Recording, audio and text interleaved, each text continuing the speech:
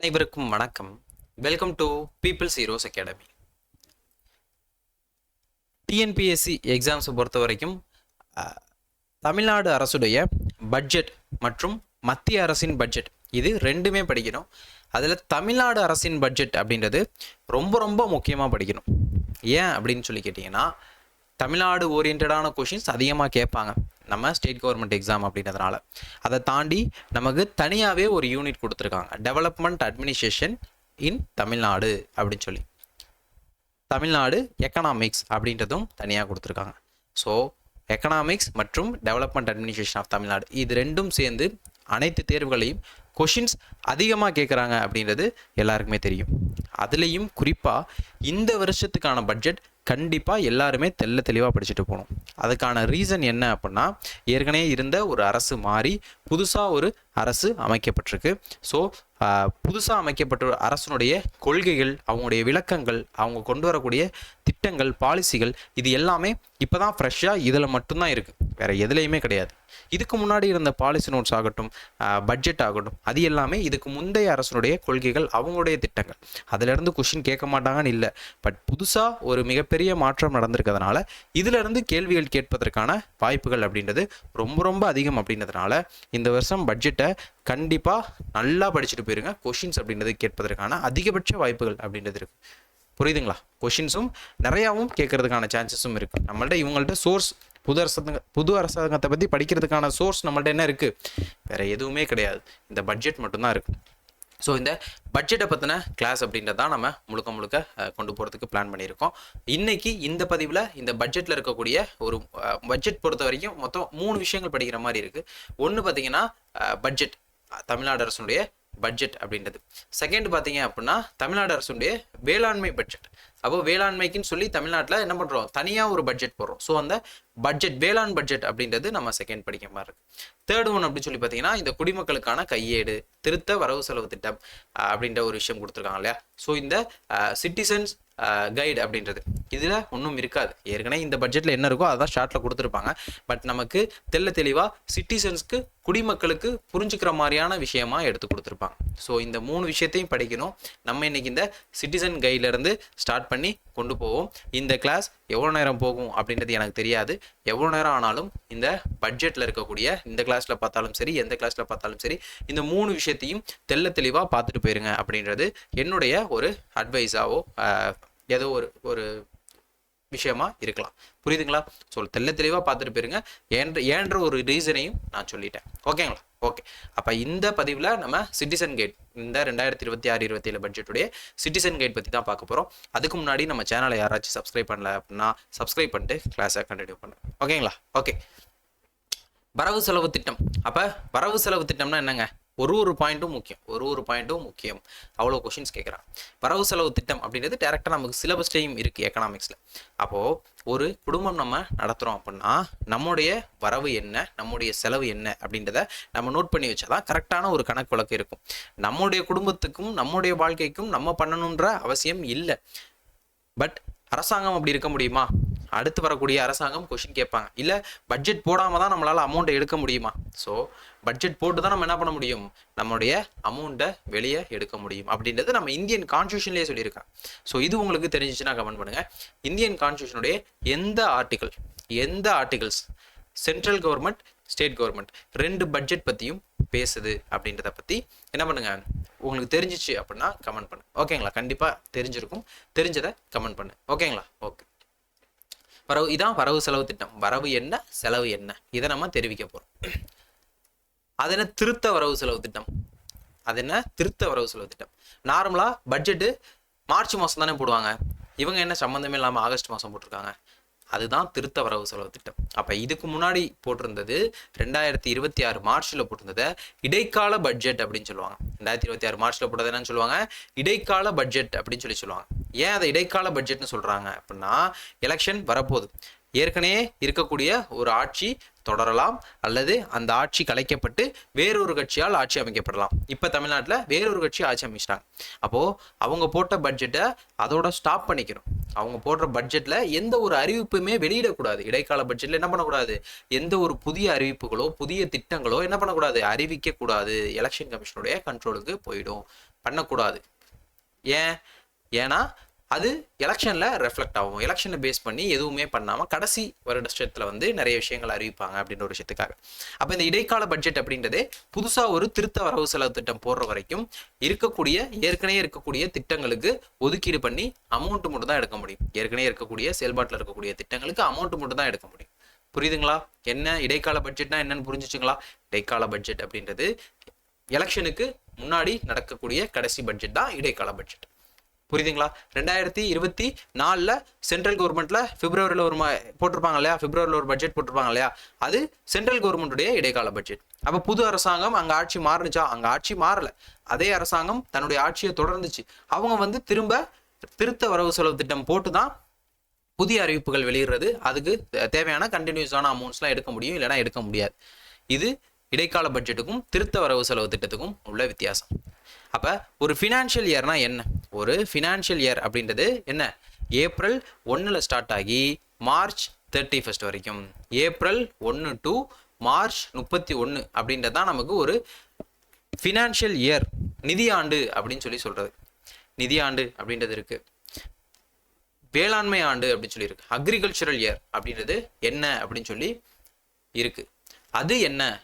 அதுக்கும் நம்ம reserve பேங்க்கும் almost ஒன்று தான் இருக்கும். ஸோ அது என்ன அப்படின்னு சொல்லி தெரிஞ்சுன்னா கமெண்ட் பண்ணுங்கள். நிறைய விஷயங்களை நான் கமெண்ட் பண்ணுங்கணும், இல்லை கூகுளில் சர்ச் பண்ணி பாருங்கணும் சொல்லுவேன். அது எனக்கு தெரியாமல் கிடையாது, எனக்குனால சொல்ல முடியும். ஒரு சில விஷயங்கள் தெரியாமல் கூட இருக்கலாம், அதையும் நான் சொல்லலாம். பட் நிறைய விஷயங்கள் எனக்கு தெரிஞ்ச விஷயங்கள் நான் சொல்லுவேன். என்ன அப்படின்னா, நம்ம ஒரு தடவை சர்ச் பண்ணி பார்த்துட்டோம் அப்படின்னா, நம்ம கண்ணால் பார்த்துட்டோம் அப்படின்னா நமக்கு மறக்காது. கற்றலின் கேட்டல் நன்று, அதை விட நன்றுன்னு இப்போ என்ன ஆயிடுச்சு, நம்ம தேடி பார்க்குறது. ஒரு விஷயத்தை நம்ம தேடி கண்டுபிடிக்கிறப்போ அது நமக்கு மறக்காமல் இருக்கும் அப்படின்றது நிறைய பேர் முன்னோர்கள் எனக்கு சொன்னது. நானும் அதை ஃபீல் பண்ணியிருக்கேன், நான் அதை உங்களுக்கு சொல்கிறேன். புரியுதுங்களா? ஓகே, இதுதான் ஃபஸ்ட்டு பக்கத்தில். அப்போ ஒரு ஃபஸ்ட்டு பக்கத்தில் இவ்வளோ சொல்கிறீங்களே சார், போக நிறையா சொல்லுவீங்களா அப்படின்னு கேட்டால் அப்படிலாம் கிடையாது. இன்ட்ரோடக்ஷன் எப்பயுமே அதிகமாக இருக்கும். போக அது எவ்வளோ நேரம் வேணால் ஆகலாம். பட்ஜெட் கிளாஸ் அப்படின்றது நான் இது வரைக்கும் எடுத்தது கிடையாது. எவ்வளோ நேரம் ஆக போகுது அப்படின்றது தெரியல. பட் கொஷின்ஸ் அதிகமாக கேட்க போகிறதுனால நான் உங்களுக்கு தெளிவாக எக்ஸ்பிளைன் பண்ணிடுறேன். எந்த ஒரு விஷயத்தையுமே நமக்கு தெரியும். நம்மளுடைய கிளாஸ் அப்படின்றது தெளிவாக இருக்கணும், இல்லைனா கிளாஸே வராது. அதுதான். அப்போ இந்த பட்ஜெட்டில் குரல் கொடுத்துருக்காங்க சிட்டிசன் கையில், பிறப்புக்கும் எல்லா உயிர்க்கும் சிறப்பு ஒவ்வா செய்தொழில் வேற்றுமையான் அப்படின்றது. இதெல்லாம் உங்களுக்கு குரல் தெரிஞ்சிருக்கும். ஸோ ஓகே, டைம் வேஸ்ட் பண்ண வேணாம், ஆல்ரெடி கிளாஸ் நிறைய நேரம் போகும்னு நினைக்கிறேன். ஓகே, பட்ஜெட்குள்ளே வந்துட்டோம். திருத்த வரவு செலவு திட்டம் 2026-27 இது எப்போ வரைக்கும்? மார்ச் 31, 2027 வரைக்கும். அப்போ இதனுடைய கருப்பொருள் என்ன? இதெல்லாம் பேஸ் பண்ணி தான் இந்த ஒரு 6 பாயிண்ட் இருக்கு. இந்த 6 பாயிண்ட்டையும் பேஸ் பண்ணி தான் இந்த பட்ஜெட் நாங்கள் அமைச்சிருக்கோம் அப்படின்னு சொல்லி கருப்பொருளாக ஒரு 6 விஷயத்தை கொடுத்துருக்காங்க. இந்த வெற்றி தமிழகத்தை மாத்துறதுக்கு நாங்கள் இந்த 6 கருப்பொருள்களை கொண்டு தான் கீழே இருக்கக்கூடிய திட்டங்கள் அறிவிப்புகள்லாம் வெளியிடுறோம் அப்படின்னு சொல்லியிருக்காங்க. முதல்ல ஆரம்பித்தோம் அப்படின்னா இதெல்லாம் கொஷின்ஸ் கேட்கலாம். இதெல்லாம் கேட்பாங்களா? அப்படியே தள்ளி விட்டு போகலான்னா கொஷின்ஸ் கேட்பாங்க. நமக்கு பார்க்குறப்ப ஈஸியாக மாதிரி இருக்கும். பட் இதே மாதிரி ஏதோ ஒரு விஷயத்த இருக்கக்கூடிய ஏதோ ஒரு விஷயத்த நமக்கு மாற்றி விட்டு டிஸ்ட் பண்ணுவாங்க. அப்போ முதல் விஷயம் சொல்லி பார்த்தீங்கன்னா சமூக நீதி தமிழகம். அப்போது சமூக நீதியின் பிறப்பிடம் தமிழ்நாடு அப்படின்னு சொல்லி நமக்கு என்ன பண்ணியிருந்தாங்க, மண்டல் கமிஷனில் ரிப்போர்ட்டே கொடுத்துருந்தாங்க. சமூக நீதியின் பிறப்பிடம் தமிழகம். ஸோ இதை நம்ம ஈஸியால் போட்டுடலாம். அடுத்து வலிமை மிகு வளமான தமிழகம். தமிழகத்தை ஒரு வலிமை மிக்க வளமான தமிழகமாக மாற்ற போகிறோம் அப்படின்னு இருக்காங்க. அடுத்து நேர்மையான மற்றும் வெளிப்படையான நிர்வாகம். அப்போ இந்த புதிய அரசு பதவியேற்றதுக்கு ஒரு முக்கியமான ஒரு வாக்கியமாக இருந்ததும் இது. ஊழலற்ற நிர்வாகம் நாங்கள் கொடுப்போம், நேர்மையான ஆட்சி நடத்துவோம், அக்கௌண்டபிலிட்டி கொடுப்போம், ஊழலை முற்றிலும் ஒழிப்போம் அப்படின்லாம் சொல்லியிருந்தாங்க. ஸோ இது நம்ம கெஸ் பண்ணி எடுத்தலாம். தென் அறிவார்ந்த தமிழகத்தை அறிவார்ந்த தமிழகமாக மாற்ற போகிறோம். ஸோ இது ஒரு முக்கியமான பாயிண்ட், நல்லா நோட் பண்ணிக்க. அடுத்து மகளிர் சக்தி தமிழகம். அப்போ நமக்கே தெரியும் நம்முடைய சிஎம் அவர்கள் மகளிருக்கு எந்த அளவுக்கு முக்கியத்துவம் கொடுப்பாங்க அப்படின்ற ஒரு விஷயம் எல்லாருக்குமே தெரியும். அவங்களுடைய எலெக்ஷன் கேம்பெயின் ஆகட்டும் எல்லாத்துலேயுமே மகளிருக்கான திட்டங்கள், மகளிருடைய வாக்குகளை சேகரிப்பதற்கு எந்த அளவுக்கு அறிவிப்புகள் வெளியிட முடியுமோ அந்த அளவுக்கு எல்லா கட்சியினரும் பண்றது தான். அதை இவங்களும் பண்ணியிருக்காங்க. மகளிர் சக்தி தமிழகம் அப்படின்றது, மகளிருக்கு சக்தி அளிக்கக்கூடிய விஷயம் பண்ண போகிறோம் அப்படின்றது. அதை விட முக்கியமாக அவங்களுக்கு எலெக்ஷனில் 2 பாயிண்ட் 3 பாயிண்ட் முக்கியமாக கை கொடுத்துச்சு. அந்த 3 பாயிண்ட் தான் இந்த 3 பாயிண்ட். என்னது? போதையற்ற தமிழகத்தை உருவாக்கும் அப்படின்னு சொல்லியிருந்தாங்க. ஸோ இதுதான் அவங்களுடைய கருப்பொருளாக அமைஞ்சிருக்கு. வெற்றி தமிழகம் அப்படின்ற ஒரு தமிழகத்தை உருவாக்குறதுக்கு இதெல்லாம் தான் எங்களுக்கு கருப்பொருள். இதெல்லாம் வச்சு தான் இந்த பட்ஜெட் அறிவிப்பை நாங்கள் வெளியிடுறோம் அப்படின்னு சொல்லி என்ன பண்ணியிருக்காங்க, அவங்க சொல்லியிருக்காங்க. கவர்மெண்ட்ல இருந்து ரிலீஸ் பண்ண ஒரு பிடிஎஃப் தான் இது. நம்மளா ரெடி பண்ணதெல்லாம் கிடையாது. கவர்மெண்ட்ல இருந்து ரிலீஸ் பண்ண குடிமக்கள் கையேட நம்ம உங்களுக்கு கிளாஸா எடுத்து கொடுக்குறோம். படிக்கிறதுக்கு கஷ்டமா இருக்கும், பட்ஜெட் முதல் முறையா படிக்கிறவங்களுக்கு ரொம்ப கஷ்டமா இருக்கும் அப்படின்ற ஒரு காரணத்துக்காக. புரியுதுங்களா? ஓகே. அப்ப இதுக்கப்புறம் இருக்கக்கூடிய பாயிண்ட்லாம் ஒன்றும் என்ன அப்படின்றத கரெக்டாக தெரிஞ்சு வச்சுக்கேன். எக்கனாமிக்ஸ்ல ரொம்ப யூஸ்ஃபுல்லா இருக்கும். வருவாய் வரவு செலவு திட்டத்தின் மொத்த மதிப்பு. அப்ப இனிமே தான் நம்ம பார்க்க போறோம் எதெல்லாம் வரவு, எதெல்லாம் செலவு, வரவு எவ்வளோ, செலவு எவ்வளோ, அதுக்குள்ள என்னென்ன டைப் இருக்கு அப்படின்றதெல்லாம். ஸோ உங்களுக்கு இந்த எக்கனாமிக்ஸ் பொறுத்த வரைக்கும், பட்ஜெட் பொறுத்த வரைக்கும் 10 தடவை படிக்கிறவங்களுக்குமே ஒரு மாதிரி லைட்டாக குழப்பம். ஸோ உங்களுக்கு எந்த அளவுக்கு சிம்பிளாக சொல்ல முடியுமோ அந்த அளவுக்கு நான் சிம்பிளாக சொல்கிறேன். எந்த அளவுக்கு புரிய வைக்க முடியுமோ அந்த அளவுக்கு சிம்பிளாக புரிய வைக்கிறேன். ஓகேங்களா? ஓகே. மொத்த வரவினம். அப்போது மொத்த வரவினம் ப்ளஸ் மொத்த செலவினம். அது என்ன மொத்த வரவினம், அது என்ன மொத்த செலவினம்? அப்போ இதுலேயே நமக்கு தெரியுது கீழே டைப்ஸ் வரப்போகுது அப்படின்றது. அதை நம்ம பின்னாடி பார்த்துப்போம். அப்போ மொத்த வரவினம், மொத்த செலவினம். வரவினத்தை விட என்ன இருக்கு? செலவு அதிகமாக இருக்கு. வரவை விட செலவு அதிகமாக இருக்கு. அப்போ இங்கே என்ன ஏற்படுது? பற்றாக்குறை ஏற்படுது. என்ன பற்றாக்குறை? நிதி பற்றாக்குறை ஏற்படுது. என்ன பற்றாக்குறை ஏற்படுது? நிதி பற்றாக்குறை. அப்போ மொத்த வரவினத்தை விட மொத்த செலவினம் அதிகமாக இருந்துச்சு அப்படின்னா அந்த இடத்துல நிதி பற்றாக்குறை ஏற்பட்டிருக்கு அப்படின்ற ஒரு விஷயம். அதே மாதிரி மொத்த செலவினத்தை விட மொத்த வரவினம் அதிகமாக இருந்துச்சுன்னா, நம்மளோட இதை கண்ணெல்லாம் விட்டுரும், நார்மலாக பேசுவோம். மொத்த வரவை விட செலவு அதிகமாக இருக்குப்பா, அப்போ நானது என்கிட்ட நிதி பற்றாக்குறையாக இருக்கு. என்கிட்ட செலவை விட வரவு அதிகமாக இருக்குப்பா, அப்படின்னா என்கிட்ட கையில் மிச்சம் காசு இருக்குது, என்கிட்ட உபரியாக பணம் இருக்குது அப்படின்னு சொல்லி அர்த்தம். அது உபரி அப்படின்னு சொல்லுவோம். உபரி வரவு செலவு திட்டம் அப்படின்னு சொல்லுவோம். என்கிட்ட எக்ஸ்ட்ரா காசு இருக்குது, எக்ஸஸாக காசு இருக்குது, நான் அதை சேர்த்து வைக்க போகிறேன், எதுலையும் இன்வெஸ்ட் பண்ண போகிறேன் அப்படின்றது எக்ஸஸாக என்கிட்ட காசு இருக்குது அப்படின்றது. ஸோ இதுதான் இந்த இடத்துல தெரிஞ்சுக்க வேண்டியது. இது நம்மளோடது என்னது? ஒரு நிதி பற்றாக்குறை நிலவிக்கிட்டு இருக்கு அப்படின்றது எல்லாருக்கும் தெரிஞ்ச விஷயம் தான். இது இதில் இருக்கக்கூடிய ஒரு பாயிண்ட். எவ்வளோ வரவினம், எவ்வளோ செலவினம், அதெல்லாம் நம்ம மனப்பாடம் பண்ணணும்னு அவசியம் இல்லை. நோட்ஸ் எடுத்து வச்சுட்டு அதை திரும்ப பாருங்க, உங்களுக்கு கண்டிப்பாக மைண்டில் உட்காந்துரும். ஓகேங்களா? ஓகே. மொத்த வரவினம்னு ஒன்று பார்த்தோம்ல, அது பார்க்கும்போது என்னன்னு சொன்னேன். அப்போ அது என்ன மொத்த வரவினம், அது என்ன மொத்த செலவினம். அப்போ வரவினம்னு சொன்னால் பத்தாதா? ஏன்னா உள்ளுக்குள்ள டைப்ஸ் இருக்கு. அதில் ஒன்று தான் என்னது? வருவாய் வரவினம் அப்படின்னு சொல்லியிருக்கு. அப்போ வரவினங்களில் நம்ம என்ன சொல்லலாம்? வருவாய் வரவினம்னு இருக்கு. அப்போ அரசுக்கு கிடைக்கக்கூடிய வருவாய் வரவினம் அப்படின்னு சொல்கிறோம். அது இல்லாமல் நமக்கு என்னது? கடன் அப்படின்றது, கடன் மற்றும் நிகர முன்பணம், இந்த மாதிரி ஒரு சில வரவினங்களும் இருக்கு. முக்கிய பங்கு வகிக்கக்கூடியது இந்த வருவாய் வரவினம் அப்படின்றது தான். 2026-27 திருத்த வரவு செலவு திட்டத்தில் வருவாய் வரவினங்கள் எவ்வளவா இருக்குன்னு சொல்லி பார்த்தீங்கன்னா 3,50,27 கோடி ரூபாய். மொத்த வரவினம் எவ்வளோ பார்த்தோம்? மொத்த வரவினம் 3,50,766 கோடி அப்படின்றது பார்த்தோம். வருவாய் வரவினம் மட்டும் எவ்வளோன்னு சொல்லி பார்த்துருக்கோம்? 3,50,27 கோடி அப்படின்னு சொல்லி பார்த்தோம். இதில் வித்தியாசம் ஒரு 739 கோடி, ஒரு 739 கோடி வித்தியாசம் இருக்கு. அது அரசு வாங்கக்கூடிய கடன், நிகர முன்பணம் அப்படின்னு சொல்லுவாங்க. இந்த மாதிரி விஷயங்கள்லாம் வரும். புரியுதுங்களா? மொத்த வரவினத்துக்கும் வருவாய் வரவினுக்கும் உள்ள வித்தியாசம் என்னன்னு புரியுதுங்களா? வருவாய் அப்படின்னா இதெல்லாம் தான் வருவாய். எதெல்லாம் வருவாய்? அரசனுடைய சொந்த வரி வருவாய், அரசாங்கம் விதிக்கக்கூடிய வருவாய்கள். அப்போ கமர்ஷியல் டேக்ஸ், வணிக வரி விதிக்கிறாங்க இல்லையா? ஸோ அது யார் தான்? அரசனுடைய சொந்த வரி. அது யாருக்கு வருது? நமக்கு மாநிலத்தின் சொந்த வரி வருவாயா வருது. அது ஜிஎஸ்டியா இருந்தாலும் ஸ்டேட்டுக்கு என்ன வருது? பங்கு வந்துடுது. அதில் என்ன வந்துடுது? எஸ்ஜிஎஸ்டி அப்படின்னு சொல்கிறோம். ஸ்டேட்டுடைய பங்கு நமக்கு அதில் வந்துடுது. மாநிலத்தின் சொந்த வரி இல்லாத வருவாய். வரி இல்லாமல் வேற என்ன வருவாய் வரும் அரசுக்கு? வரி இல்லாமல் வேற என்ன வருவாய் வரும்? எக்கனாமிக்ஸில் இன்னொன்று படிப்பீங்க. அப்போது வரி அல்லாமல் அரசுக்கு ஒரு ஹெல்மெட் போடாமல் போகிறீங்க, போலீஸ்க்கு ஃபைன் கட்டுறீங்க இல்லையா? அது வரி அல்லாத வருவாய். கட்டணம் கட்டுறீங்க அரசுக்கு, கட்டணம் வேற வரி வேற. அதையும் எக்கனாமிக்ஸில் டேர்ம்ஸில் நல்லா படிப்போம். கட்டணங்கள், அப்போது ஏதோ ஒரு விஷயம் நம்ம அரசிட்ட இருந்து பெறுவதற்கு ஒரு கட்டணம் செலுத்துறோம் இல்லையா? அது ஒரு வரி அல்லாத வருவாய். இதெல்லாம் அரசுக்கு வரக்கூடிய வரி அல்லாத வருவாய். இது வரி வருவாய். இது மட்டும் இல்லாமல் வேற என்ன வருவாய்கள் இருக்கு அப்படின்னு சொல்லி கேட்டீங்கன்னா, ஒன்றிய அரசிடமிருந்து பெறக்கூடிய உதவி மானியங்கள். அப்போ ஒன்றிய அரசிடமிருந்து நம்ம என்ன வாங்குறோம்? உதவி மானியங்கள் வாங்குறோம். ஸ்கீம்ஸ் அப்படின்றது போட்டாங்கன்னா சென்ட்ரல் கவர்மெண்ட் ஸ்கீம்ஸ் என்ன பண்ணுவாங்க? 60-40 அப்படின்னு சொல்லி பிரிப்பாங்க ரேஷியோ. இல்லைனா ஒரு சில ஸ்கீம்ஸ்க்கு 70-30 அப்படின்னு சொல்லி பிரிப்பாங்க. ஒரு சில ஸ்டேட்ஸ்க்கு 90-10 அப்படின்னு சொல்லி பிரிப்பாங்க. அப்போது 60% அப்படின்றது சென்ட்ரல் கவர்மெண்ட் கொடுத்துருவாங்க, 40% அப்படின்றது ஸ்டேட் கவர்மெண்ட் அந்த ஸ்கீமுக்கு போடணும் அப்படின்றது தான் அதனுடைய பொருள். அப்படி கிடைக்கக்கூடிய அந்த உதவி மானியங்கள் இந்த அமௌண்ட்டு தாண்டி இதெல்லாம் வருவாய் வரவினம். அது இல்லாமல் மத்திய வரிகளில் பங்கு அப்படின்றது. அப்போ மத்திய அரசு வரி வசூலிக்குது, அதில் ஸ்டேட் கவர்மெண்ட்டுக்கு தரணும் இல்லையா? அப்போ இவங்களுடைய பங்கெல்லாம் இவ்வளோ ரிலீஸ் பண்ணுறாங்க அப்படின்றத சொல்கிறாங்க இல்லையா? ப்ராப்ளம் ஆகுது இல்லையா?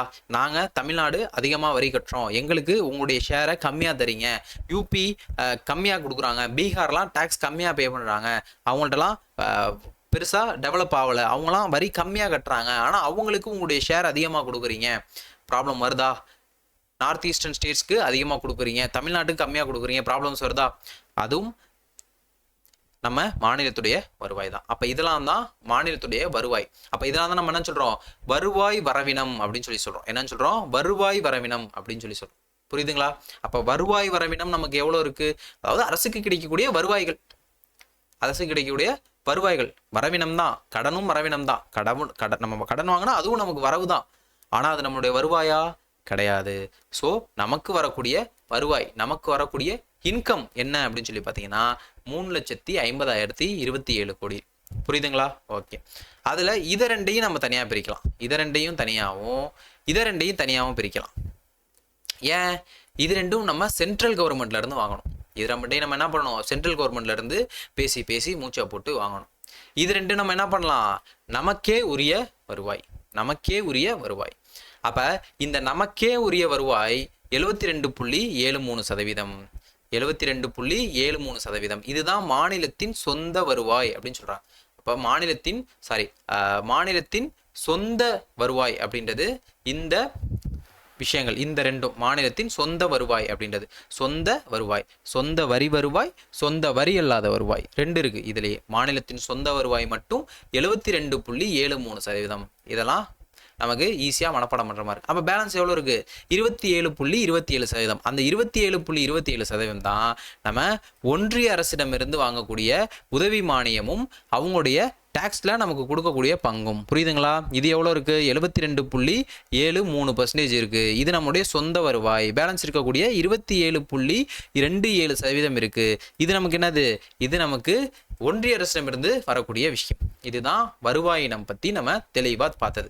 வருவாய் வரவினம் பற்றி பார்த்துரும். எல்லாமே கிளியராக இருக்குல்ல? ஓகே. எந்த டவுட்ஸ்னாலும் கமெண்ட்டில் கேளுங்க, நம்ம உங்களுக்கு எக்ஸ்பிளைன் பண்ணுறோம். வாட்ஸ்அப் நம்பரில் மெசேஜ் பண்ணுங்கள், நம்மளோ இல்லை அட்மினோ உங்களை காண்டாக்ட் பண்ணி ரிப்ளை அதுக்கு கொடுப்பான். ஓகேங்களா? ஓகே. அப்போ மாநிலத்தின் சொந்த வரி வருவாய் பார்த்தோம்ல, அப்போ நமக்கு இதில் அதிகமாக நமக்கு வரக்கூடியது இதுதான். அப்போ ஒரு அமௌண்ட்டு கொடுத்துருக்காங்க. இதெல்லாம் நம்ம பெருசாக மனப்பாடம் பண்ணணும் அவசியம் கிடையாது. அப்போ நமக்கு என்ன பண்ணியிருக்காங்க? ஒரு அமௌண்ட்டு கொடுத்துருக்காங்க. பட் இதை நமக்கு என்ன பண்ண சொல்லலாம் அப்படின்னு சொல்லி கேட்டிங்கன்னா, நம்முடைய வருவாய் வரவினத்தை ஒரு அசெண்டிங் ஆர்டர்லையோ டிசைண்டிங் ஆர்டர்லையோ எழுத சொல்லலாம். ஸோ நமக்கு என்ன அமௌண்ட்டில் வருது, எதுலேருந்து அதிகமாக வருது, எதுலேருந்து குறைவாக வருது, அந்த மாதிரி விஷயங்களை பார்த்து வச்சுக்கலாம். அப்போ நமக்கு அதிகமாக வரக்கூடியது அப்படின்னு சொல்லி பார்த்தீங்கன்னா சொந்த வரி வருவாய். அப்போ மாநிலத்துடைய சொந்த வரி வருவாயில் தான் நமக்கு அதிகபட்ச அமௌண்ட் வருது. அதுக்கப்புறம் வர்றது நமக்கு மத்திய வரிகளில் வரக்கூடிய பங்கு. ஏன்னா எப்பயுமே டேக்ஸ் தான் அரசனுடைய முக்கிய அந்த அமௌண்ட்டே எங்கே இருந்தால் வருது? டேக்ஸில் இருந்தால் வருது. ஸோ ஃபஸ்ட்டு விஷயம் நம்முடைய சொந்த வரி வருவாய். அடுத்து நமக்கு அதிகமாக கிடைக்கக்கூடியது மத்திய வரிகளிலிருந்து வரக்கூடிய பங்கு. அடுத்து நமக்கு அதிகமாக கிடைக்கக்கூடியது ஒன்றிய அரசனுடைய உதவி மானியங்கள். லாஸ்ட்டாக தான் வரி இல்லாத வருவாய் கிடைக்குது. புரியுதுங்களா? இது நமக்கு சம்டைம்ஸ் குழப்பம். ஏன்னா இந்த வரிலாம் நமக்கு கம்மியாக தராங்கன்னு சொல்லி இஷ்யூ ஆகிறதுனால அதை நம்ம லாஸ்ட்டாக போகிறதுக்கான சான்சஸ் இருக்குது. கிளியர் கட்டாக பண்ணிக்கோங்க. வரி தான் அதிகமாக வருங்க. அரசினுடைய வருவாய்க்கு முதல் சோர்ஸே எதுதான்? டேக்ஸ் தான். ஸோ நம்மளுடைய டேக்ஸு, சென்ட்ரல் கவர்மெண்ட்டுடைய டேக்ஸு, அடுத்து சென்ட்ரல் கவர்மெண்ட்டுடைய சப்சிடிஸ், தென் நமக்கு மாநிலத்துடைய சொந்த வரி அல்லாத வருவாய். இது என்னது? சொந்த வரி அல்லாத வருவாய் சொன்னோம். கட்டணம், அது பொதுத்துறை நிறுவனங்கள் இருக்கும் இல்லையா? ஸோ அவங்களுடைய அந்த வருவாய் இதெல்லாமே நமக்கு இங்கே வந்துடும். அரசுடைய பொதுத்துறை நிறுவனங்களுடைய வருவாய் இருக்கும், அதுவும் நமக்கு இதில் வந்துடும். அப்போ இதெல்லாம் தான் கம்மியாக தான் இருக்கும். புரியுதுங்களா? ஓகே. தெளிவாக சொல்லியாச்சு. இந்த பாயிண்ட் மிஸ் பண்ண அதையும் சொல்லிட்டு. ஓகே. நெக்ஸ்ட் பார்த்தீங்கன்னா மாநிலத்தின் சொந்த வரி வருவாய், மாநிலத்துடைய சொந்த வரி வருவாய். அப்ப இது பார்த்தோம் இல்லையா, இதை பத்தி நம்ம பார்க்க போறோம். அரசினுடைய சொந்த வரி வருவாய் 2025-26, நல்லா பார்த்தீங்கன்னா லாஸ்ட் பட்ஜெட் 2025-26 ஆண்டு பட்ஜெட் முடிஞ்சு போச்சு. அதனுடைய திருத்த மதிப்பீடு, அது என்ன அதனுடைய திருத்த மதிப்பீடு? அப்போ ஒரு பட்ஜெட் இப்போ போடுறாங்க, 2026-27க்கான பட்ஜெட் இப்போ போடுறாங்க. இப்போ போடுறது என்னது? இப்போ போடுறது மதிப்பீடு. இப்போ போடுறது என்னது? மதிப்பீடு. இது எவ்வளோ இருந்துச்சுன்னு சொல்லி, இது அதாவது எஸ்டிமேஷன் அப்படின்றது இப்போ நமக்கு போடுவாங்க. இப்போ நமக்கு போடுறது, இப்போ நமக்கு சொல்கிறாங்க இல்லையா, இதெல்லாம் சொல்கிறாங்க இல்லையா, இதெல்லாம் என்னது? எஸ்டிமேஷன். இதெல்லாம் என்னது? எஸ்டிமேஷன். அப்போது இந்த ஆண்டு முடிந்த பிறகு 2027-28க்கான பட்ஜெட் போடும்போது 2026-27க்கான திருத்த மதிப்பீடு வெளியிடுவாங்க. அதில் நமக்கு ரெண்டுத்துக்கும் உள்ள வித்தியாசம் காட்டுவாங்க. நான் உங்களுக்கு கிளியராக இங்கே கீழே காட்டுறேன், எந்த ஒரு குழப்பமும் வேண்டாம். ஓகேங்களா? அப்போ இங்கே பார்த்தீங்கன்னா இங்கே கொடுத்துருக்காங்க பார்த்தீங்களா? அப்போது 2025-26க்கான திருத்த மதிப்பீடு அப்படின்னு ஒரு விஷயம் கொடுத்துருக்காங்களா? 2025-26க்கான திருத்த மதிப்பீடு இங்கே கொடுக்கலையோ? ஓகே. இதுக்கு முன்னாடி என்ன பண்ணியிருப்பாங்கன்னா 2025-26 பட்ஜெட்டில் ஒன்று போட்டிருப்பாங்க. 2025-26 பட்ஜெட்டில் ஒரு அமௌண்ட்டு சொல்லியிருப்பாங்க, இது இப்படி தான் வரப்போகுது அப்படின்னு சொல்லி. ஆனால் அதே அளவு தான் வருமா? வாய்ப்பு இல்லை, கொஞ்சம் சேஞ்சஸ் ஏற்படும். அதை இந்த 2026-27 பட்ஜெட் போடும்போது இந்த 2025-26க்கான திருத்த மதிப்பீடு என்ன அப்படின்றத எப்போ தான் சொல்ல முடியும்? அப்போ தான் சொல்ல முடியும். இப்போ எக்ஸாம்பிளுக்கு இப்போ இது உங்களுக்கு 2026-27க்கானது போட்டிருக்காங்க. நமக்கு உண்மை நிலவரம் எப்போ தான் தெரிய வரும்? நமக்கு அந்த அடுத்த பட்ஜெட் போடும்போது இந்த நிதியாண்டு முடிஞ்சாதான், போன நிதியாண்டு முடிஞ்சாதான் நமக்கு என்ன பண்ண முடியும்? சொல்ல முடியும். புரியுதுங்களா? ஸோ ரொம்பலாம் குழப்பிக்க வேண்டாம், இதுலேருந்து அதிகமாக தேவையில்லை, நம்ம பார்த்துட்டு போகலாம். ஓகேவா? அப்போது இந்த 2026-27 திருத்த வரவு செலவு திட்டத்தில் 9.78% உயரும் அப்படின்னு சொல்லி மதிப்பிட்டிருக்காங்க. புரியுதுங்களா? 2025-26 திருத்த மதிப்பீட்டை விட 2026-27 திருத்த வரவு செலவு திட்டத்தில் 9.78% இந்த சொந்த வரி வருவாய் இன்க்ரீஸ் ஆகும் அப்படின்றத சொல்லியிருக்காங்க. சொந்த வரி வருவாய் இன்க்ரீஸ் ஆக போகுது அப்படின்ற ஒரு விஷயத்த சொல்லியிருக்காங்க. ஓகேவா? அதெல்லாம் விட்டுரும். இது கான்செப்ட் என்ன, வரி வருவாய்னா என்ன, இதெல்லாம் என்ன, எப்போ எப்படிலாம் கொடுத்துருக்காங்க அப்படின்ற ஒரு விஷயம், எப்போல்லாம் கொடுக்குறாங்க அப்படின்றது. அப்போ நமக்கு கிடைக்கக்கூடிய இந்த சொந்த வரி வருவாயில் அதிகபட்சம் நமக்கு எங்கேருந்து வரி வரும்? எஸ், அஃப்கோர்ஸ் கமர்ஷியல் டேக்ஸ், வணிக வரி. அப்போ இந்த வணிக வரிகள் தான் நமக்கு அதிகமாக கிடைக்குது. அப்போ எந்த வரிகள் நமக்கு அதிகமாக கிடைக்குது? இந்த வணிக வரிகள் தான் அதிகமாக கிடைக்குது. அப்புறம் இந்த முத்திரைத்தாள்கள் பத்திரப்பதிவு, இதான் நமக்கு என்னது? ரெண்டுமே சேர்ந்து ஒரே டிபார்ட்மெண்ட் தான். அரசாங்கத்துக்கு வருவாய் சேர்த்து தரக்கூடிய டிபார்ட்மெண்ட் அப்படின்னு சொல்லி பார்த்தீங்கன்னா இந்த டிபார்ட்மெண்ட் தான். கமர்ஷியல் டேக்ஸும் ரெஜிஸ்ட்ரேஷன், இதில் தான் அரசுக்கு அதிகமான வரிகள் கிடைக்குது. அப்புறம் இந்த மாநில ஆயத்திரிவை இருக்குது, அப்புறம் வாகனங்கள் மீது வரக்கூடிய வரிகள் இருக்குது, அப்புறம் இந்த மற்றவை அப்படின்றது 2.8% இருக்குது. புரியுதுங்களா? ஓகே. நெக்ஸ்ட் நம்ம வருவாய் அப்படின்னா என்னன்னு பார்த்துட்டோம். வருவாய்னா என்ன, அரசுக்கு எவ்வளோ வருவாய் வருது, எதுலேருந்து வருது அப்படின்றதெல்லாம் பார்த்துட்டோம். அடுத்து செலவினம் பார்க்க போகிறோம். அடுத்து என்ன பார்க்க போகிறோம்? செலவினம். ஓகே, அமௌண்ட்டு செலவு பண்ண போகிறாங்க. எவ்வளோ செலவினம் சொல்லியிருக்காங்க? 2026-27 ஆண்டுக்கான திருத்த வரவு செலவு திட்டத்தில் அரசின் மொத்த செலவினம். அப்போது நாங்கள் வருவாய் இவ்வளோ இருக்க போகுது அப்படின்ற ஒரு எஸ்டிமேஷன் கொடுத்துட்டாங்க. அதே மாதிரி செலவினம் இவ்வளோ ஆகிறதுக்கு எஸ்டிமேஷன் கொடுத்து அதுக்கான அமௌண்ட்டை அவங்க என்ன பண்ணணும்? அக்கௌண்ட்லேருந்து எடுக்கணும் இல்லையா? ஸோ அப்படி எடுக்க போகிறாங்க. அப்போது இந்த வருஷத்துக்கான அரசினுடைய மொத்த செலவினமாக 4,72,585 கோடி ரூபாய் மதிப்பீடு பண்ணியிருக்காங்க. இது 2025-26 திருத்த மதிப்பீடு.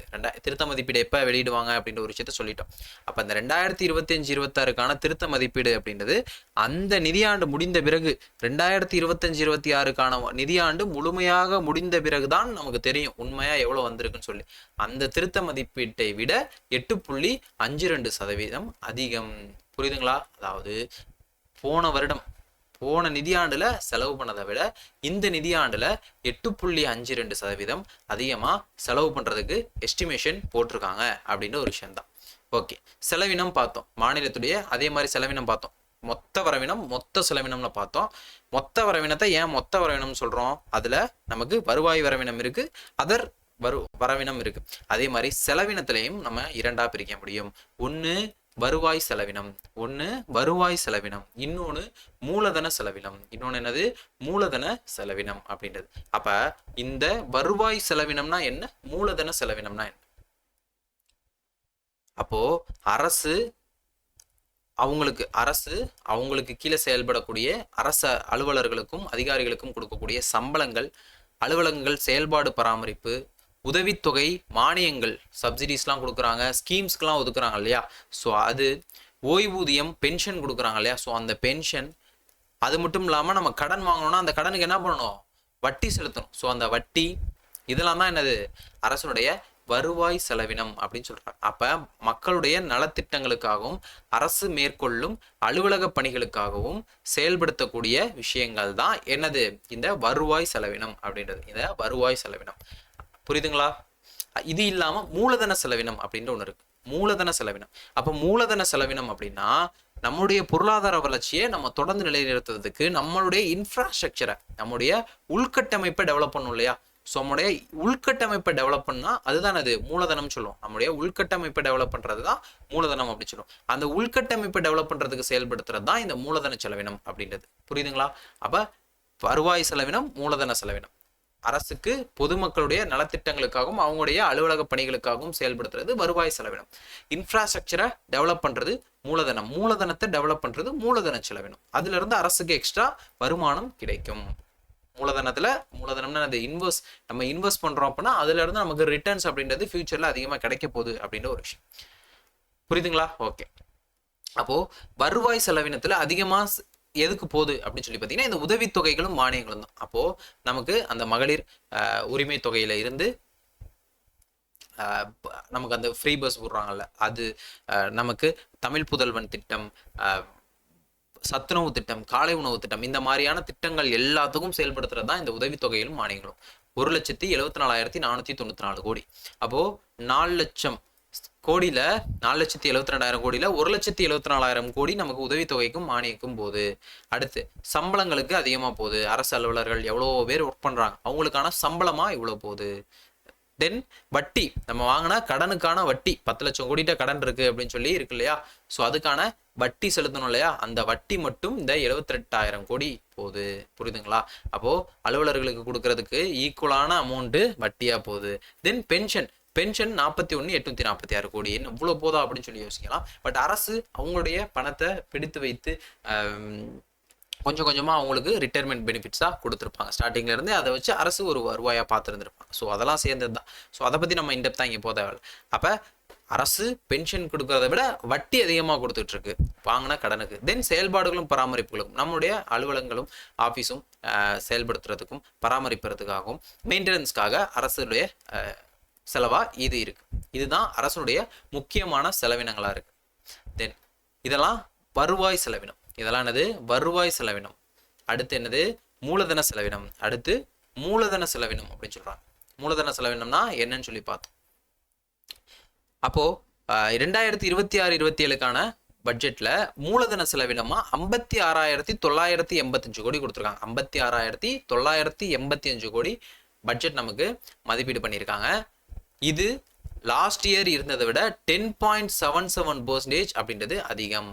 அப்போ லாஸ்ட் டைம் இருந்ததை விட செலவு எவ்வளோ அதிகமாயிருக்குன்னு சொல்லி பார்த்தோம். 8.52% அதிகமாயிருக்கு அப்படின்னு சொல்லி பார்த்தோம். 8.52% கடைசி முறை இருந்த செலவினத்தை விட அதிகம்னு சொல்லி பார்த்தோம்.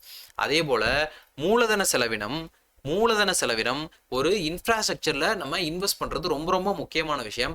அது கடந்த திருத்த மதிப்பீடை விட 2025-26 திருத்த மதிப்பீடை விட 10.77% அப்படின்றது இன்க்ரீஸ் ஆயிருக்கு அப்படின்றது ஒரு நல்ல விஷயம் தான். அப்போ அது எதுக்கெல்லாம் முக்கிய துறைகளுக்கு எப்படி மூலதன செலவினத்துக்கு என்ன பண்றாங்க? அப்போ சாலைகள், பாலங்கள். அப்போ சாலை போறது, பாலங்கள் போறது, இதெல்லாம் அமௌண்ட் வேஸ்ட் கிடையாது. நம்மளை நோக்கி நிறைய கம்பெனிஸ் வருவாங்க. அப்போ கம்பெனிஸ் வந்துச்சு அப்படின்னா அவங்க வேலை வாய்ப்பு கொடுப்பாங்க. வேலை வாய்ப்பு வந்துச்சு அப்படின்னா வருவாய் பெருகும். வருவாய் பெறஞ்சு அப்படின்னா அவங்க செலவு பண்ணுவாங்க. அப்போ பிஸ்னஸ் டெவலப் ஆகும். ஸோ இந்த மாதிரி சுற்றி போகுது. எல்லாமே ஒரு கனெக்டிவிட்டியாக இருக்கும், இன்டர்காமாக தான் இருக்கும். புரியுதுங்களா? ஓகே. அடுத்து போக்குவரத்து மற்றும் எரிசக்தி. அப்போ இதே மாதிரி நம்ம போக்குவரத்து, அதே மாதிரி சாலைகள், பாலங்கள், அதே மாதிரி போக்குவரத்து கொடுக்கணும், டிரான்ஸ்போர்ட்டேஷன் கொடுக்கணும், அதுக்கு எரிசக்தி கொடுக்கணும், நகர்ப்புறத்தை டெவலப் பண்ணணும், குடிநீர் வழங்கணும், மக்களுக்கு குடிநீர் வழங்கணும். குடிநீர் வழங்கினாதான் நமக்கு மக்கள் நல்ல குடிநீரை குடிச்சு நல்ல ஆரோக்கியமாக இருக்க முடியும். நீர்நிலைகளை பராமரிக்கணும். நீர் அப்படின்றது ரொம்ப அத்தியாவசியமான விஷயம். நம்மளை நீரின்றி அமையாத உலகம்னு சொல்லியிருக்காங்க. ஸோ நீர் இல்லாமல் நம்மளால இருக்க முடியாது. நீர் இருக்கணும். கல்வி மற்றும் மக்கள் நல்வாழ்வு. அப்போ மக்கள் எஜுகேட் பண்ணணும். அப்போ மக்களை படிக்க வைக்கணும். மக்களுக்கு நல்வாழ்வு கொடுக்கணும். அவங்க ஹெல்த்தாக இருந்தாங்க அப்படின்னா தான் அவங்க வேலைக்கு போக முடியும். அவங்க வேலைக்கு போனால் தான் அவங்க சம்பாதிக்க முடியும். அவங்க சம்பாதிச்சாதான் வரி கட்டுவாங்க. வரி கட்டினா தான் நாடு வளரும். இங்கே வந்து நம்மளால என்ன பண்ண முடியும், வருவாய் வரவினத்தில் காட்ட முடியும். புரியுதுங்களா? ஓகே, இதெல்லாம் தான் நம்ம மூலதன செலவு அப்படின்னு சொல்கிறோம். ஓகே, நிதி பற்றாக்குறை அப்படின்னு சொல்லி பார்த்தோம். அந்த நிதி பற்றாக்குறை வேற, வருவாய் பற்றாக்குறை வேற. அது ரெண்டுத்துக்குமான டிஃப்ரென்ஸ் அப்படின்றத தெரிஞ்சதுக்கு. அப்போ நிதி பற்றாக்குறைனா என்ன பார்த்தோம்? நிதி பற்றாக்குறைனா என்ன? மேலே பார்த்தது நிதி பற்றாக்குறை. நிதி பற்றாக்குறைனா என்னன்னா, மொத்த வரவினத்துக்கும் மொத்த செலவினத்துக்கும் இடையே இருக்கக்கூடிய அந்த வித்தியாசம். மொத்த செலவினம் மொத்த வரவினத்தை விட அதிகமாக இருந்துச்சு அப்படின்னா அது என்னன்னு சொன்னோம்? நிதி பற்றாக்குறை அப்படின்னு சொன்னோம். இங்கே வருவாய் பற்றாக்குறைனா வருவாய் வரவினத்துக்கும் வருவாய் செலவினத்துக்கும் இருக்கக்கூடிய வித்தியாசம் தான் வருவாய் பற்றாக்குறை அப்படின்னு சொல்லுவாங்க. ரெண்டுத்துக்கும் வித்தியாசம் புரியுதுங்களா? அப்போ இந்த மொத்த வரவினம் அப்படின்றது இந்த வருவாய் பற்றாக்குறையும் வருவாய் வரவினமும் அந்த கடன் வரவினமும் சேர்ந்தது தான். புரியுதுங்களா? மொத்த வரவினம் மைனஸ் மொத்த செலவினம்னா நிதி பற்றாக்குறை. இதே வருவாய் வரவினத்துக்கும் வருவாய் செலவினத்துக்கும் உள்ள வித்தியாசம் வருவாய் பற்றாக்குறை. ஏன்னா இது என்னது? வருவாய் வரவினம் தான் வருவாய் செலவினமா திரும்ப ரிட்டர்ன் போகுது. அது ரெண்டுத்துக்கும் உள்ள வித்தியாசம் தான் வருவாய் பற்றாக்குறை. மொத்தம்னா கடனையும் சேர்த்துக்கணும். வருவாய் அப்படின்னு சொல்லி பார்க்குறப்ப வருவாயை மட்டும் பார்த்துக்கணும். புரியுதுங்களா? ரொம்பலாம் குழப்பிக்க வேண்டாம். இதெல்லாம் நம்ம தமிழில் டேர்ம்ஸாக பார்த்தோம்னா ரொம்ப குழம்பிடும். அதனால தான் நான் எடுத்து பார்த்தேன், அப்புறம் 4 பாயிண்டோட நிப்பாட்டிட்டேன். காட்ட வேணான்னு. மேலே சொன்னது புரிஞ்சுங்களா? இன்னொரு தடவை காட்டிட்டு வந்துட்டுமா? அதாவது இன்னொரு தடவை காட்டிட்டு வந்துடும் தெளிவா. இந்த மொத்த வரவினம் மொத்த செலவினம் இது ரெண்டுத்துக்கும் உள்ள டிஃபரன்ஸ் தான் நிதி பற்றாக்குறை. அதிகமாக இருந்துச்சுன்னா நிதி பற்றாக்குறை. புரியுதுங்களா? இந்த வருவாய் வரவினம் இந்த வருவாய் வரவினத்துக்கும் இந்த வருவாய் வரவினம் இதுத்துக்கும் இந்த வருவாய் வரவினத்தை விட இந்த வருவாய் செலவினம் அதிகமாக இருந்துச்சுன்னா அவன் அந்த வருவாய் வரவினத்தோட அப்போ வரி வருவாய், வரி அல்லாத வருவாய், ஒன்றிய அரசுல இருந்து வரக்கூடிய மானியம் இதெல்லாம் விட இந்த உதவித்தொகை மானியம், சம்பளம், பென்ஷனு, வட்டி இதெல்லாம் அதிகமாக இருந்துச்சு அப்படின்னா அது வருவாய் பற்றாக்குறை அப்படின்னு சொல்றாங்க. அப்போ நல்லா புரிஞ்சிருக்கும் நிதி பற்றாக்குறையும் வருவாய் பற்றாக்குறையும் என்ன வித்தியாசம் அப்படின்னு ஒரு விஷயம். நோட்ஸ் எடுத்து வச்சுக்கிட்டு அப்பப்போ எடுத்து பாருங்க. ஓகேங்களா? ஓகே, 2025-26 திருத்த மதிப்பீட்டில் 69,219 கோடியாக காட்டியிருந்தாங்க. 2026 இடைக்கால வரவு செலவு திட்டத்தில் 48,696 கோடியா வரக்கூடிய ஆண்டுக்கு அவ்வளோ இருக்க போகுது அப்படின்ற ஒரு விஷயத்த சொல்லியிருந்தாங்க. இப்போ இந்த பட்ஜெட்டில் 55,775 கோடி அப்படின்னு சொல்லி காட்டியிருக்காங்க. 55,775 கோடி வருவாய் பற்றாக்குறை இருக்க போகுது அப்படின்ற ஒரு விஷயம். இதை உங்களுக்கு டேர்ம்ஸில் எக்ஸ்பிளைன் பண்ணிடலாமா? இந்த 55,775 எப்படி வந்துச்சு அப்படின்னு சொல்லி காட்டட்டுமா?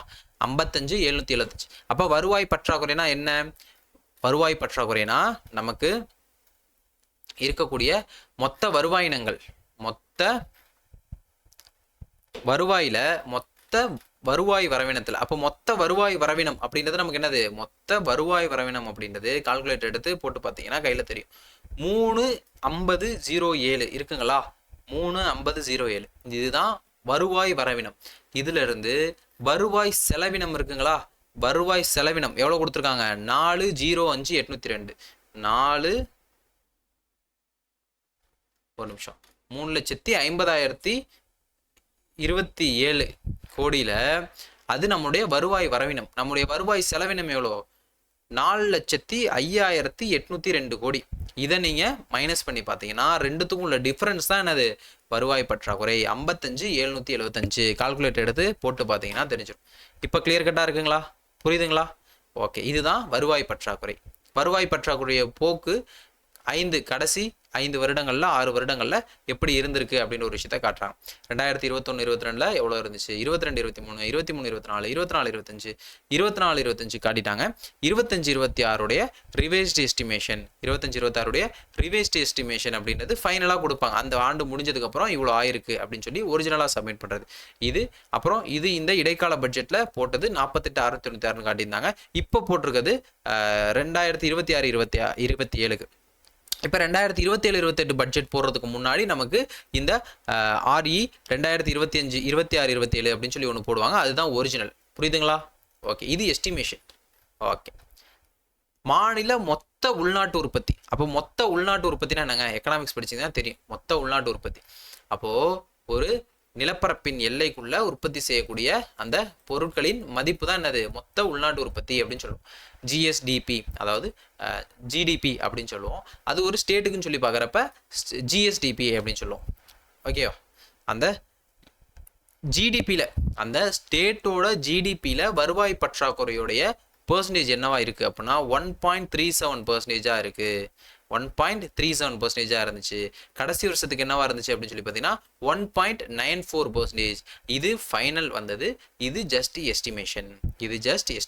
அடுத்த வருஷம் தான் உங்களுக்கு தெரியும். அப்போ 2025-26 நம்மளுடைய நிதி பற்றாக்குறை எவ்வளோ இருந்துச்சு அப்படின்னு சொல்லி கேட்டிங்கன்னா 1.94. நிதி பற்றாக்குறை கிடையாது. ஜிஎஸ்டிபியில் வருவாய் பற்றாக்குறையுடைய சதவீதம். ஜிஎஸ்டிபினா என்னன்னு சொல்லி சொல்லிட்டோம். மொத்த நம்மளுடைய ஜிடிபி அப்படின்றது தெரியும். அதில் வருவாய் பற்றாக்குறையுடைய போக்கு 1.94% இருந்துச்சு. புரியுதுங்களா? ஓகே. மாநில மொத்த உள்நாட்டு உற்பத்தியில் வருவாய் பற்றாக்குறை. அப்போ வருவாய் பற்றாக்குறைனா என்ன நம்ம சொல்லியாச்சு. வருவாய் வரவினம், வருவாய் செலவினம் ரெண்டுத்துக்கும் உள்ள வித்தியாசம் தான் வருவாய் பற்றாக்குறை. மொத்த உள்நாட்டு உற்பத்தினா சொல்லியாச்சு. அப்போ அந்த மொத்த உள்நாட்டு உற்பத்தியோடைய மொத்த வேல்யூவில் இந்த வருவாய் பற்றாக்குறையோட பெர்சன்டேஜ் என்ன அப்படின்னு சொல்லி பார்க்கணும். புரியுதுங்களா என்ன சொல்றேன்? ஓகே. அடுத்து நிதி பற்றாக்குறை. வருவாய் பற்றாக்குறை பார்த்தோம். அடுத்து நிதி பற்றாக்குறை. அப்போ நிதி பற்றாக்குறையை உங்களுக்கு எக்ஸ்பிளைன் பண்ண அவசியம் இல்லை. ஏற்கனவே என்ன பண்ணியாச்சு, மேலேயே காட்டியாச்சு. நிதி பற்றாக்குறை 1,21,819 கோடி. இந்த 1,21,819 கோடி எப்படி வந்துச்சு? கால்குலேட்டர் எடுத்து என்ன பண்ணுங்க, இந்த மொத்த வரவினம் மைனஸ் மொத்த செலவினம் இதை மைனஸ் பண்ணீங்கன்னா உங்களுக்கு என்ன வரும்? அந்த 1,21,000 சம்திங் கோடி வரும். அதுதான் எனது நிதி பற்றாக்குறை. அப்போ நம்ம ஏற்கனவே நிதி பற்றாக்குறை என்ன பண்ணிட்டோம்? எக்ஸ்பிளைன் பண்ணிட்டோம். இதுதான் அந்த நிதி பற்றாக்குறை 1,21,819 கோடி.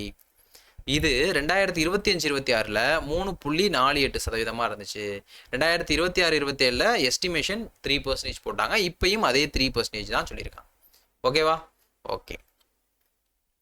இதெல்லாம் என்னதான் நமக்கு எஸ்டிமேஷன் வச்சு போடக்கூடிய கணக்கு தான். அதே 3% தான் காட்டியிருக்காங்க. 3.48%.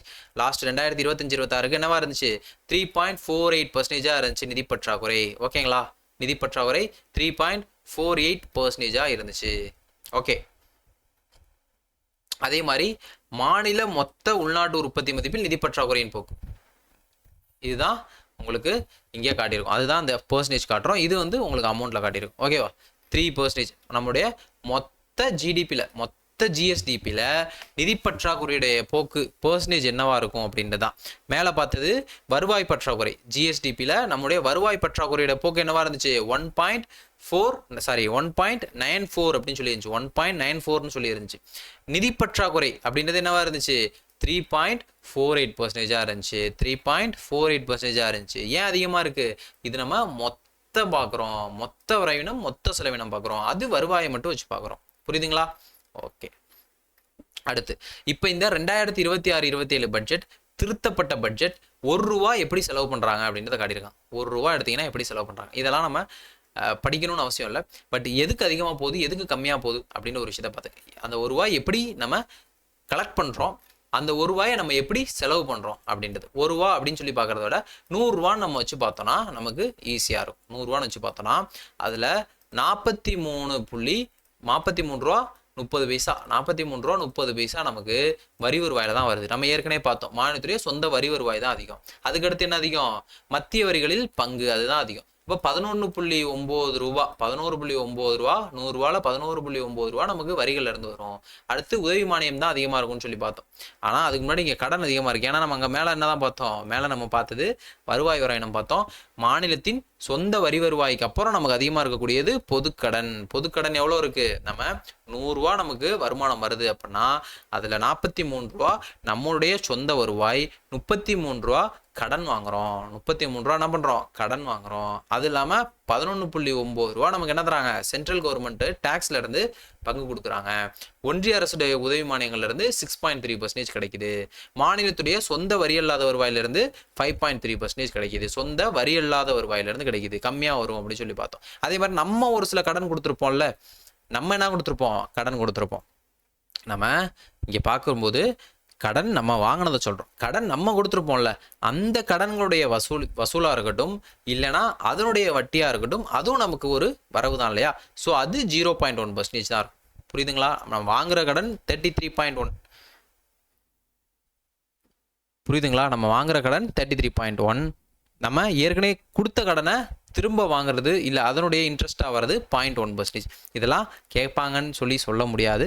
சும்மா ஆர்டர் மட்டும் தெரிஞ்சு வச்சுக்கோங்க, இப்படி இதெல்லாம் தான் இருக்குது அப்படின்னு சொல்லி. நம்ம எப்படி ஏற்கனவே வருவாய் வரவேணத்துக்கு பார்த்தோம், அதே மாதிரி நடுவில் நம்ம இந்த கடனை மட்டும் 2 சேர்க்க போகிறோம், அவ்வளோதான். அப்போ பொதுக்கடன் நடுவில் சேர்ந்துக்கும், செகண்ட் பாயிண்டாக சேர்ந்துக்கும். கடன்களின் வசூல் மற்றும் மூலதன வரவு கடைசி பாயிண்டாக போயிடும், அவ்வளோதான். அதே மாதிரி ₹1 எப்படி செலவு பண்ணுறோம் அப்படின்ற ஒரு விஷயத்தையும் நம்ம ஏற்கனவே பார்த்ததான். உதவித்தொகைக்கும் மானியங்களுக்கும் அதிகமாக கொடுக்குறோம். அடுத்து வட்டி, அடுத்து நம்ம என்ன கொடுக்குறோம், சம்பளங்கள், அதுக்கப்புறம் நம்ம கொடுக்குறது சம்பளம் கொடுக்குறோம். அதுக்கடுத்து நம்ம கடன்கள் கொடுக்குறோம். இது நம்ம சேம் அங்கே பார்த்த அதே ஆர்டர் தான், மேலே அந்த செலவில் பார்த்த அதே ஆர்டர் தான், அந்த கடன் கொடுக்குறோம். அடுத்து பார்த்தீங்கன்னா மூலதன செலவு பண்ணுறோம். அந்த மூலதன செலவு 10.9% பார்த்தோம். இந்த வருஷம் மூலதன அளவு 10.9% இருக்குது அப்படின்ற ஒரு விஷயத்த பார்த்தோம். அடுத்து கடன்களை திருப்பி செலுத்துகிறோம். அடுத்து ஓய்வூதிய காலபலன், கடன் வழங்குதல், இதெல்லாம் பண்ணுறோம். புரியுதுங்களா? ஓகே.